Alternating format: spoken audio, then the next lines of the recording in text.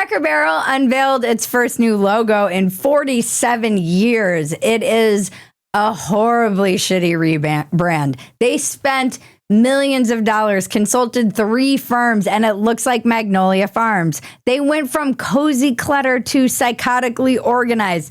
A psychopath organizes things this way. It reminds me of that scene in, what was that movie with Julia Roberts where she was being chased by her abusive husband? Oh, Sleeping with the Enemy. Yeah. And he makes her level the towels. I don't know why I forgot. Well, we all forget things. That's what reminding is for. That is the vibe of the new Cracker Barrel design. It's the man who domestically abuses you. The original Cracker Barrel was just a cracker in his barrel. What could go wrong? They got rid of both. You can't get rid of the cracker and his barrel. Cracker ass cracker. Don't you come for my Cracker Barrel, old man. And that old guy was my best friend. Crackers go here to eat. And boy, were the crackers mad. They were outraged. They were so mad the stock tanked today. It was crazy. It was down 14% the last time I checked. This is like when Playboy got rid of the nudes. Why does everything feel like communism? There's just brand sanitization everywhere. And it makes sense that corporate brands would become sanitized right as the trend is actually shifting away from that because they're really far behind. But online, you're seeing a lot more of a return to beauty and that more Martha Stewart vibe and French decor. They changed the color scheme too. They took away all the charm. It looks like a McDonald's with random shit on the walls. It looks like a modern art museum, and modern art makes me violently angry.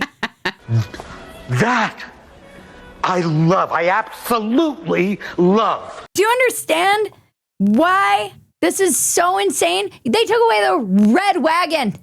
They took away the cozy, cute grandma vibe. And what did they give me? What did they give me? They gave me if this was a fucking Cracker Barrel in Sweden. This is socialist Cracker Barrel, and I will not have it. I'm American. If there's anything we excel at, it's taking things for granted. I will say that. American exceptionalism is just taking literally everything for granted, and being mad about the Cracker Barrel rebrand is exactly what I'm here for.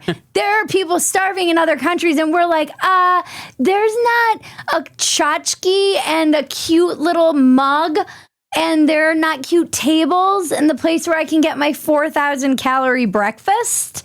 And I am going to riot. Did they take away our checkerboards? Yes. Yes, they did. They came for Aunt Jemima and Uncle Ben. And, well, I was outraged then, too. They just disappeared some brands that had black people on them and acted like it was because it was because of racism. It was weird. But here's the important question. Cracker Barrel didn't change the pancake recipe, right? Because that's why I go there, for pancakes. They didn't go full Aunt Jemima. By the way, the Pearl Mills box now says formerly Aunt Jemima. So the branding didn't even work. Come on over here, sugar.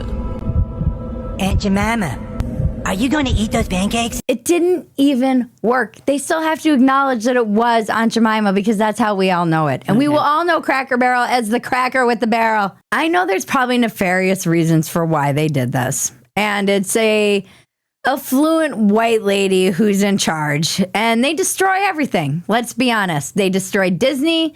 They destroy everything great in the world is destroyed by affluent white liberal women. Awfuls. They're ruining the world. Put a chick in it. Make her gay. And they're taking all that is dear to us. This is what they took from us. A cracker and a barrel.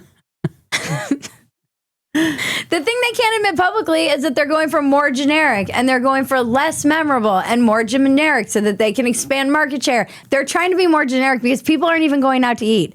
They're looking at DoorDash models. They're thinking a lot more about how to make it about delivery food, because ever since COVID, people are just disgusting pigs. They're streaming, they're ordering DoorDash more. They're not going out to eat. And if they do, it's going to be some restaurant that's nothing, that doesn't remind you of anything, because God forbid you go to a restaurant and you have to think of Mima and Peepa, and it might stir an emotion in you. You don't want to disrupt your Xanax and your Adderall and that perfect chemical balance you have from Big Pharma. You need to just go and eat your pancakes and not be reminded of anything, and then go home, and eventually they're going to get you to a place where you never leave your house and they have robots flying you all your food. And here we are, Wall-E. Cut.